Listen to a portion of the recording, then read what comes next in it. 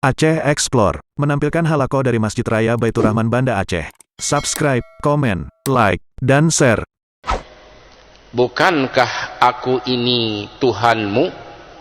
Ternyata di alam kandungan tidak ada satupun yang bandel, yang durhaka, itu tidak ada. Qalu bala syahidna. Mereka berkata dan menjawab, ya Allah, kami naik saksi bahwa Engkau Tuhan kami. Itu semua. Tidak ada yang melawan Allah di alam kandungan itu. Semuanya patuh dan taat kepada apa saja yang ditanya oleh Allah. Dia menjawab dengan jawaban yang sejujur-jujurnya.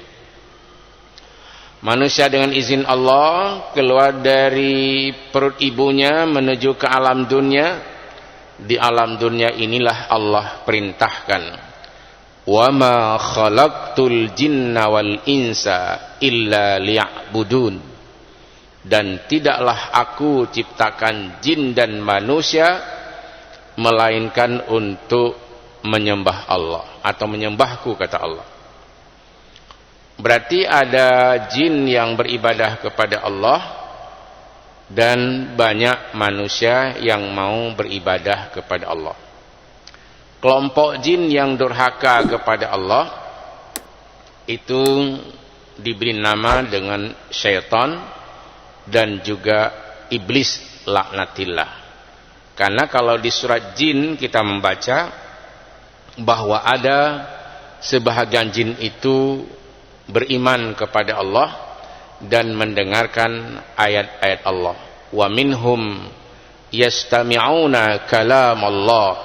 Sebahagian dari kelompok jin itu mendengarkan firman-firman Allah dan mematuhinya. Sehingga di dalam Al-Quran ada satu surah namanya surah Al-Jin. Di surah Al-Jin ini misalnya kita baca satu ayat. Wa allaw istaqamu 'ala tariqati la asqainahum ma'an ghadaqa. Kalau sekiranya manusia ini tetap berjalan di garis yang lurus, maka Allah akan memberikan air yang segar kepadanya. Apakah makna air itu air seperti yang sering kita minum? Ma'an ghadaqa, air yang segar artinya segala bentuk rizki akan dianugerahkan oleh Allah Subhanahu wa ta'ala, karena sumber rizki salah satunya dari air. Misalnya kita nanam pisang, gak ada air, mati. Kita nanam cabai, bawang dan buah-buahan lainnya, tidak ada air, mati dan tidak subur. Tapi dengan izin Allah, kalau sekiranya setiap orang wa allaw istaqamu 'ala tariqati la asqainahum ma'an ghadaqa. Kalau sekiranya manusia ini tetap tegak dan berjalan di garis-garis Allah, di aturan-aturan Allah, la asqainahum ma'an ghadaqa, akan kuberikan kepada mereka itu air yang segar. Berarti air yang menjijikkan kita enggak menyenanginya, tapi air yang segar itu air yang mendatangkan kebahagiaan untuk kita semua. Maka hendaknya sebagai orang yang beriman, ketika Allah Subhanahu wa ta'ala memberikan kita kesempatan hidup di alam dunia ini, istiqamah kita di dalam menjalankan perintah-perintah Allah Subhanahu wa ta'ala. Kita sangat sering mendengar dari penceramah-penceramah kita yang membacakan ayat 30 di surat Hamim As-Sajadah atau di surat Fusilat. Surat ini ada dua nama, ada Hamim As-Sajadah, ada Fusilat.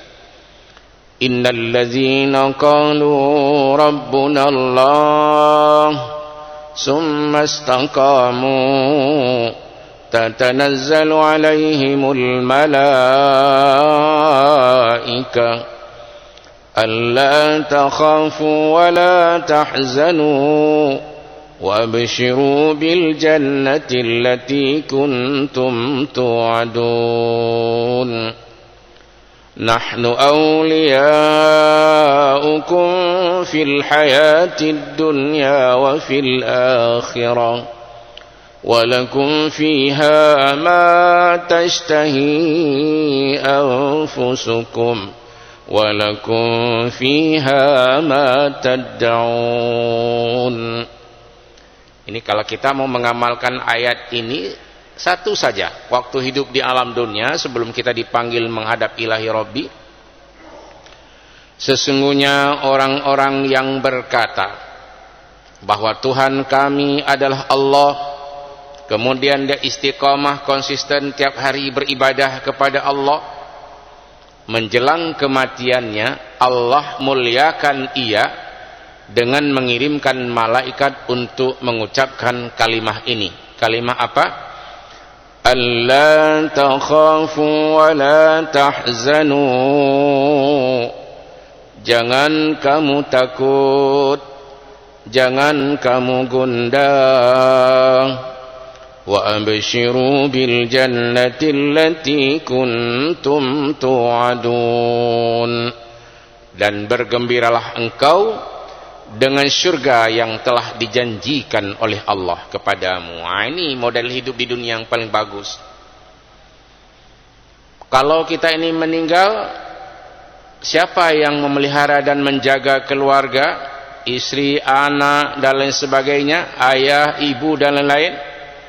Nahnu awliya'ukum fil hayatid dunya wa fil akhirah. Kamilah yang menjadi penolongmu, yang mengawasi kehidupan keluargamu setelah kamu meninggal.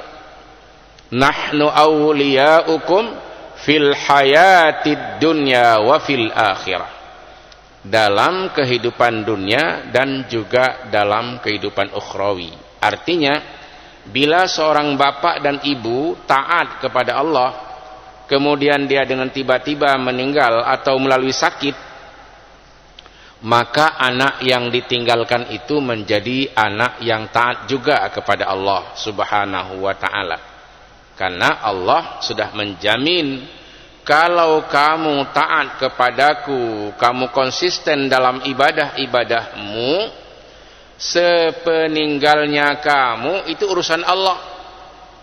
Jadi tidak perlu gundah, misalnya nangis sebesar-besarnya menjelang meninggal, atau waktu tua sering nangis, bagaimana nanti kalau saya dipanggil menghadap ilahi Rabbi. Caranya mudah sekali. Beribadahlah kita ketika hidup di alam dunia ini. Ini ingat, baru tahap kedua. Kapan kita beribadah? Waktu di dunia. Tahap ketiga nanti nggak bisa beribadah lagi. Mana tahap yang ketiga? Di alam kubur, di alam barzah. Manusia di sana tidak bisa beribadah lagi. Jadi oleh karena itu, ketika kita berada di alam kandungan, patuh kepada Allah dan berjanji kepada Allah bahwa kita akan menyembah Allah, lahir di alam dunia juga harus menyembah Allah. Meninggal pun mengakhiri hidup dengan ibadah kepada Allah. Wa'bud rabbaka hatta ya'tiyakal yakin. Dan sembahlah Tuhanmu hingga ajal datang menjemputmu, atau hari yang kamu yakini itu pasti akan datang dan pasti akan hadir. Ini untuk orang beriman. Nah, yang diceritakan di ayat ini adalah orang-orang yang nggak percaya. Apa kata orang yang nggak percaya itu? Wa yanqulul insanu a iza ma mittu la sawfa ukhraju hayya. Manusia itu berkata, apakah setelah aku mati sungguh-sungguh Allah bisa untuk mengeluarkan aku atau bisa menghidupkan kembali? Dia tahu setiap orang yang meninggal itu dibawa ke kuburan, itu dia sering lihat itu. Dia percaya benar itu, bahwa setelah mati tempatnya kuburan. Atau ada juga orang yang tidak tahu di mana dia meninggal. Ada itu satu-satu. Tapi pada umumnya Setiap orang tahu bahwa setelah mati kemana dibawa? Ke kuburan, dan itu yakin dia. Tetapi orang yang tidak beriman kepada Allah, ada satu lagi yang dia tanya, apakah setelah aku mati benar-benar Allah bisa menghidupkan aku kembali, bisa mengeluarkan dari alam kubur? Misalnya dia lihat ada orang sudah patah-patah, jarinya ndak tahu lagi di mana. Ayahsabul insanu an lan najma' idhamah bala qadirina ala an nusawwiya banana. Mereka mengira bahwa jari jemari yang telah terputus dan berserakan itu tidak mampu dikumpulkan kembali oleh Allah. Kata Allah, bukan demikian. Allah maha mampu untuk mengumpulkan jari-jari yang telah putus berserakan itu. Nanti Allah akan mengganti tubuh dengan tubuh yang lain. Nah, dari alam kubur manusia mau kemana? Pergi dia ke tahap yang ketiga, hidup di alam mahsyar. Di tahap yang keempat, hidup di alam mahsyar. Bukan ketiga, pertama kandungan, yang kedua alam dunia, kemudian alam kubur, yang keempatnya alam mahsyar. Hari Allah mengumpulkan manusia. Ini alam mahsyar ini banyak namanya. Yaumul akhir, yaumul jam'i, yaumul hasyar, yaumut taghabun, dan lain-lain. Nah, manusia nanti akan melihat sendiri. Yang enggak percaya ini gimana? Awala yazkurul insanu anna khalaqnahu min qablu wa lam yaku syai'a. Tidakkah manusia mengira dan berfikir bahwa kami telah menciptakannya sebelumnya, sebelum dia mati? Allah sudah memperlihatkan, hai hambaku, kamu lihat ya, semua yang bergerak-gerak di muka bumi, yang hidup itu ciptaanku, dan kamu sebelumnya enggak tahu apa-apa. Fa wa rabbika lanahsyurannahum wasyayatin summa lanuhdirannahum haula jahannam jisiya. Maka demi Tuhanmu, mu di sini adalah Rasulullah, karena Allah memberitahu pada Rasulullah, ya Rasulullah, demi Tuhanmu, kami akan membangkitkan mereka itu bersama dengan setan-setan. Ini yang enggak percaya ini kawan setan nih. Maka di dunia Allah sudah mengingatkan, innasyaitana aduwwal lakum.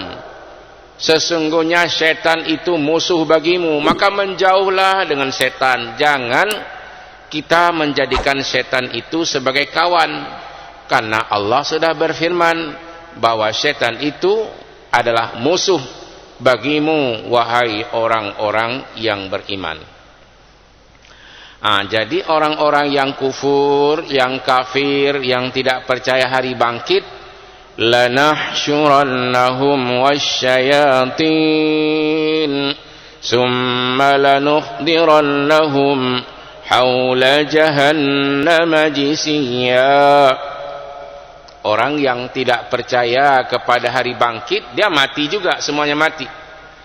Allah akan membangkitkan mereka bersama dengan setan-setan yang dulu dijadikannya sebagai kawan. Summa lanuhdirannahum haula jahannam jisiya. Kemudian Allah akan menghadirkan mereka, mendatangkan mereka di sekitar neraka jahanam dalam keadaan berlutut. Ini nanti bisa disaksikan, ya kan? Kalau nanti orang berjalan dengan jisiyah berlutut, kemudian lutut dengan satu lutut yang lain terantuk, ya kan? Susah jalan di yaumil mahsyar nanti. Itu pertanda orang-orang yang dihadirkan oleh Allah bersama dengan setan-setan di sekeliling. Ini belum masuk, di sekeliling neraka jahanam dalam keadaan berlutut. Nah, ini ada hadis Nabi yang menerangkan tentang ayat ini oleh Imam Ahmad bin Hambal. Imam Ahmad bin Hambal ini salah seorang dari imam yang 4. Nah, kita harus bisa menghafal. Ada Abu Hanifah, ada Imam Malik, ada Imam Syafi'i, ada Ahmad bin Hambal. Jadi orang ini itu alim dalam semua bidang. Kalau ditanya Imam Ahmad bin Hambal itu alimnya di bidang apa? Di semua bidang. Imam Malik itu alimnya di bidang apa? Di semua bidang. Bidang fiqh, bidang tafsir, tasawuf, akhlak, dan lain sebagainya. Imam 4 ini teruji ilmunya. Imam Syafi'i, gurunya Imam Ahmad bin Hambal, atau Imam Ahmad bin Hambal murid dari Imam Asy-Syafi'i. Tapi Imam Asy-Syafi'i juga mengakui tentang kehebatan daripada Imam Ahmad bin Hambal. Demikian juga dengan Imam Asy-Syafi'i, muridnya Imam Malik, yang Imam Malik sangat mengakui tentang kehebatan dan kecerdasan daripada Imam Asy-Syafi'i. Sedangkan Imam Asy-Syafi'i tidak bisa berguru pada Imam Abu Hanifah, karena pada hari meninggalnya Imam Abu Hanifah itu adalah hari lahir Imam Asy-Syafi'i. Ini untuk sekedar kita membaca sejarah dan profil ulama-ulama kita yang sangat alim, yang sangat cerdas, yang sangat abqariyun fi ulumiddin, yang sangat jenius dalam memahami ilmu-ilmu agama. Kalau sekiranya mungkin mereka hidup di zaman Rasulullah, pasti Rasulullah akan memuji seperti memuji Imam Ibnu Abbas atau Abdullah bin Abbas. Di zamanku ada 2 yang sangat cerdas. Di kalangan laki-laki ada Abdullah bin Abbas, memang itu adik sepupu dari Rasulullah sallallahu alaihi wasallam, dan di kalangan wanita ada Aisyah binti Abu Bakar. Bagaimana Imam Ahmad bin Hambal menguraikan tentang ayat ini? Beliau mengutip sebuah hadis dari Abdullah bin Mas'ud. Siapa itu Abdullah bin Mas'ud? Orang yang sangat dekat dengan Rasulullah sallallahu alaihi wasallam, yang banyak menghafal hadis-hadis Rasulullah. Dan Abdullah bin Mas'ud ini seorang qari, seorang hafid di zaman Rasul sallallahu alaihi wasallam. Jadi Imam Ahmad bin Hambal mencari silsilah hadis, artinya sanad-sanad, sampai dia temukan ke sahabat yang sangat dekat dengan Rasulullah, namanya Abdullah bin Mas'ud. Abdullah bin Mas'ud lah yang mendengarkan langsung hadis Rasulullah sallallahu alaihi wasallam tentang kajian ayat-ayat seperti ini. Apa kata Rasulullah? Yaridun nasun nara kulluhum summa yasduruna anha bi'a'malihim.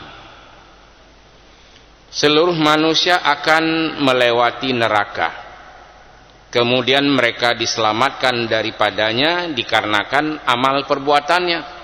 Jadi orang-orang beriman juga diperlihatkan, nah ini contoh neraka ya.